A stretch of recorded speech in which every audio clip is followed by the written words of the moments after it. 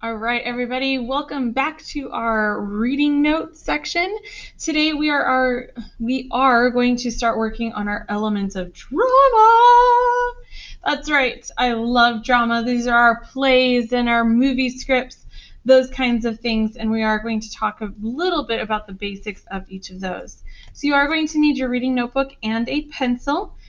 On your reading notebook, you should have had your topic and theme, as well as your text evidence. You should have summarized somebody wanted but so then finally. My class ended up taking 2 pages for that, but your class might have done something different. Who knows?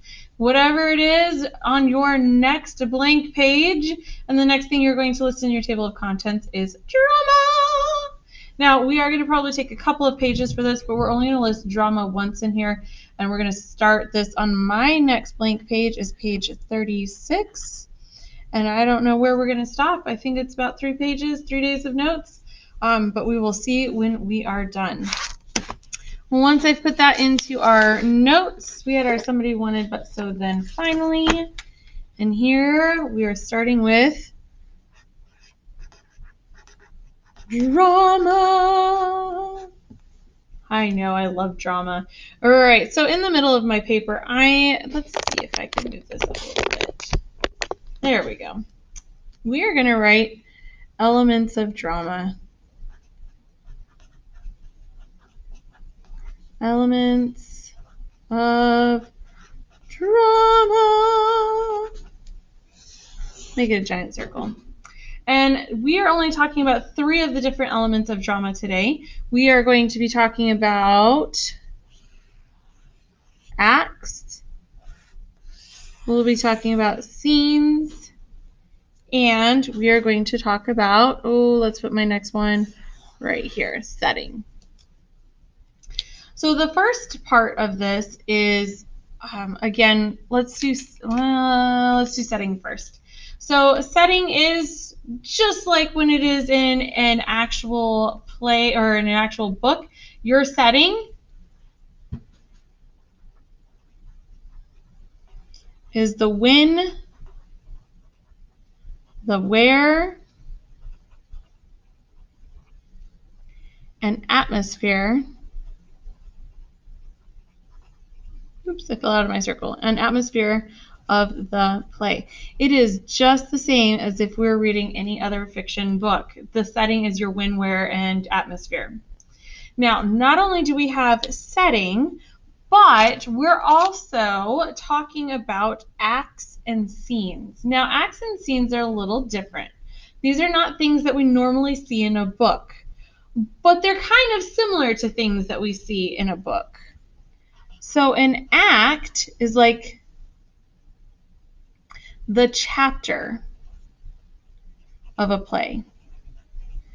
So books are broken up into chapter. An act would kind of be like the chapter of a play. And then on top of that, we make our acts go even smaller. And just like we have in a chapter, our chapters can be broken down into paragraphs. So we have our setting, we have our acts, and then right down here we have the scene. And the scene is kind of like the paragraph. It's a smaller chunk.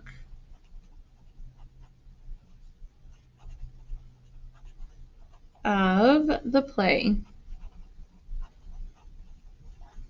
And I'm going to put paragraph in quotation marks because it's not really a paragraph, but if you were comparing it to a story, we would think of it as a paragraph.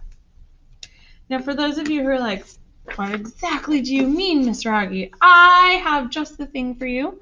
You guys will actually be able to see this in your Schoology folder.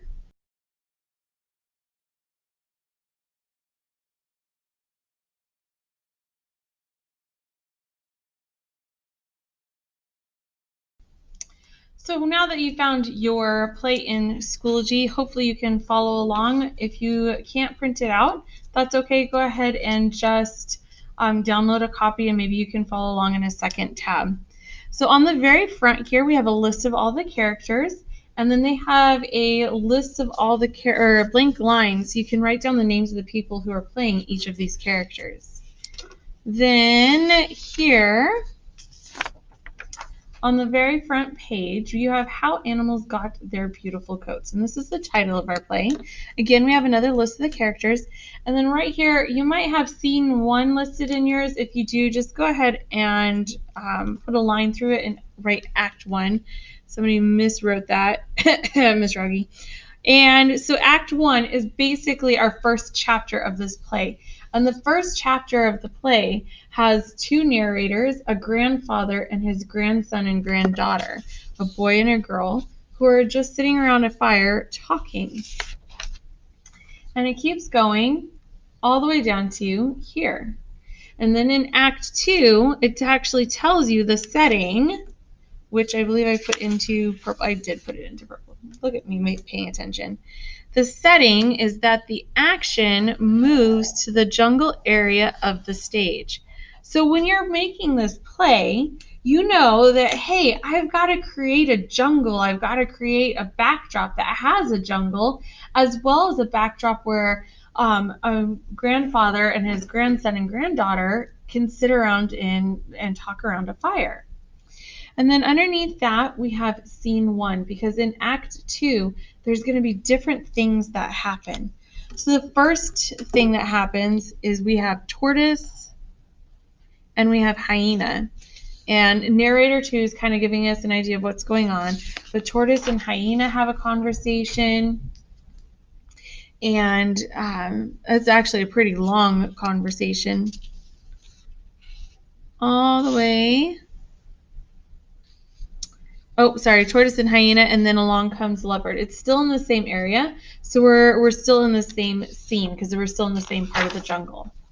But then our scene changes. It's a new paragraph because leopard has wandered off into a different part of the jungle and he meets zebra. And then zebra wanders off to a different part of the jungle, and that makes it scene 3, and meets giraffe. And then when giraffe wanders off to another part of the jungle and meets hyena again, that makes this scene 4. So we have scene 2, scene 3, and scene 4. Scene 4 takes us all the way through, and it finishes out the story that the grandfather is telling his grandchildren. And all of a sudden, we're back to our acts, our Act 3. It's a whole new chapter. It's a new place, a new setting, a new area. And that is something that we get told right here in our setting, where it says the action returns to the fireside. Okay, you guys will hopefully have the chance to read through and look at this play with your teachers or in groups, and be ready to discuss this in your class tomorrow with your teacher.